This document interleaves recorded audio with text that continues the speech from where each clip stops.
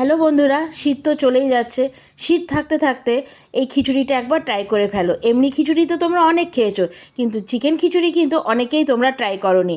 এই খিচুড়িটা আমি কিভাবে করলাম তার রেসিপিটাই আমি আসলাম তোমাদের সাথে শেয়ার করতে। তো দেখো, প্রথমে কিন্তু আমি শুকনো খোলায় একটা মশলা তৈরি করে নিয়েছিলাম। সেটা ছিল ধনে, জিরে, 2-3টে শুকনো লঙ্কা, এলাচ আর একটু লবঙ্গ আর দারচিনি। মশলাগুলোকে একটু শুকনো কড়াইয়ে টেলে নিয়ে তারপরে একটা ডাস্ট বানিয়ে রেখে দেবো। এরপরে দেখো, কড়াইতে কিছুটা মুগ ডাল একটু ভেজে নিলাম, তার মধ্যে দিয়ে দিলাম মুসুরি ডাল। এখানে কিন্তু আমি 2 রকম ডাল দিয়ে আমি খিচুড়িটা করেছি। এবার মুগ মুসুরি একটু টেলে নিয়ে তার মধ্যে পরিমাণ মতন আমি আতপ চাল নিয়ে একটু ভালো মতন ধুয়ে এবার ওই কড়াইতে সামান্য একটু তেল দিয়ে কয়েকটা আলুকে একটু মাঝখান দিয়ে কেটে একটু ভেজে তুলে নেব। এবার আরেকটা মশলা আমি তৈরি করে নিচ্ছি। একটা মিক্সিং বলে নিয়ে নিয়েছি টমেটো, আদা, রসুন আর কয়েকটা কাঁচা লঙ্কা। আর চিকেনের খিচুড়ি করতে গেলে যেহেতু চিকেন লাগবে, তো চিকেনটাকে ভালো মতন ধুয়ে নুন, হলুদ আর রেড চিলি পাউডার দিয়ে খানিকক্ষণ একটু মাখিয়ে রেখে দেবো। আর ওই মশলাটা যে তৈরি করেছি আদা রসুনের, সেটাও কিন্তু আমি ওই চিকেনের মধ্যে দিয়ে মাখিয়ে নেব।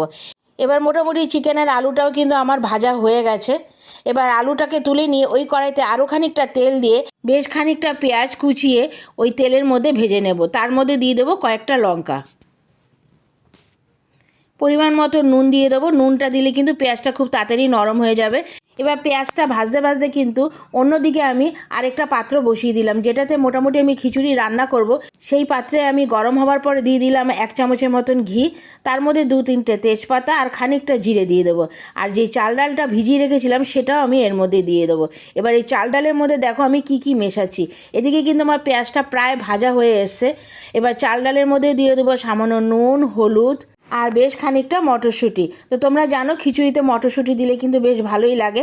তো এখান থেকে আমি খানিকটা পেঁয়াজ তুলে নিয়ে চাল ডালের মধ্যে দিয়ে দেবো।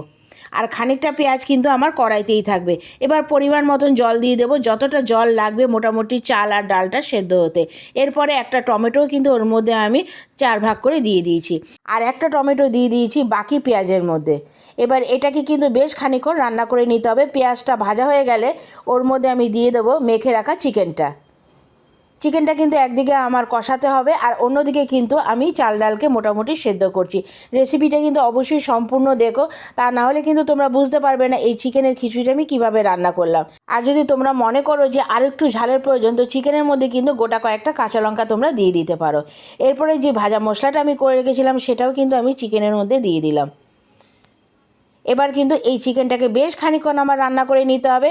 আর এদিকে ভেজে রাখা আলুটা কিন্তু আমি অলরেডি খিচুড়ির মধ্যে দিয়ে দিয়েছি, যাতে আলুটা ভালো মতন সেদ্ধ হয়। চিকেন কষাতে কষাতে আমাদের অপেক্ষা করতে হবে খিচুড়িটা যাতে 70% সেদ্ধ হয়ে যায়।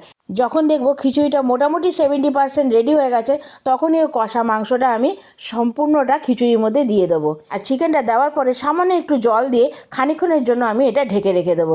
তো চিকেনটা হতে হতে কিন্তু তোমরা আমাকে কমেন্টস করে জানাও যে রেসিপিটা তোমাদের কেমন লাগলো। আর রেসিপিটা যদি তোমাদের ভালো লেগে থাকে তাহলে কিন্তু একটা লাইক, কমেন্টস আর এটা আপনজনদের সাথে শেয়ার করে দিও, যাতে সবাই এই রেসিপিটা একবার হলেও ট্রাই করতে পারে।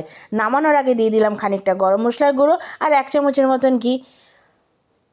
রেসিপিটা তোমরা কোথা থেকে দেখছো? ফেসবুক থেকে? তাহলে একটা ফলো দিয়ে পাশে থেকো। আর যদি ইউটিউব থেকে দেখে থাকো তাহলে আমার চ্যানেলটা সাবস্ক্রাইব করে দিয়ে বেল বাটনটা টিপে দিও, যাতে এরকম নিত্য নতুন রেসিপি আমি শেয়ার করলে তার নোটিফিকেশন সবার আগে তোমাদের কাছে পৌঁছে যায়। আবার আসবো, এখনের জন্য টাটা।